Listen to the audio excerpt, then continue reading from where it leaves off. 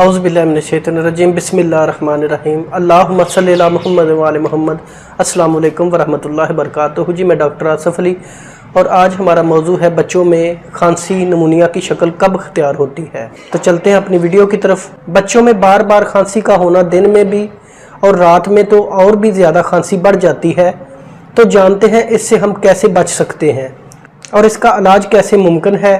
یہ ایک ایسا ایشو ہے کہ بچے کی سانس کی نالیوں میں جکڑاؤ ہونا شروع ہو جاتا ہے، سانس کی نالیوں میں سوزش ہو جاتی ہے، ان میں ریشہ پڑنا شروع ہو جاتا ہے۔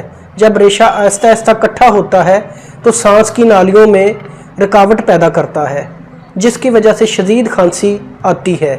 خاص طور پر رات کے وقت کھانسی اور ساتھ وومٹ بھی شروع ہو جاتی ہے۔ ایک تو کھانسی اور اوپر سے الٹی بھی شروع ہو جاتی ہے۔ سانس روکنے سے ہارٹ بیٹ بھی بڑھ جاتی ہے، بچے کا سانس تیز چلنے لگتا ہے یا اس کی رنگت نیلی ہونی شروع ہو جاتی ہے۔ اس میں آکسیجن کی مقدار کم ہونے لگتی ہے۔ یہ ایک ایمرجنسی ہے جس کے لیے آپ کو فوراً بچے کو ایمرجنسی لے کر جانا ہوگا تاکہ پراپر ٹریٹمنٹ شروع ہو، کیونکہ یہ ایک جان لیوا حالت ہے۔ تو آج میں اس کھانسی سے بچاؤ کے لیے ایک ہومیوپیتھک ٹریٹمنٹ آپ کو بتانے لگا ہوں، جو آپ علامات کو دیکھ کر ان میں سے کوئی ایک میڈیسن سلیکٹ کر سکتے ہیں۔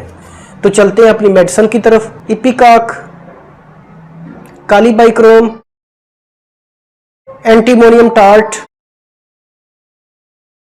سائنا، ڈروسرا۔ تو ان میڈیسن میں آپ کوئی ایک علامات کے حساب سے سلیکٹ کر کے اپنے بچے کو دے سکتے ہیں۔ جزاک اللہ خیرہ۔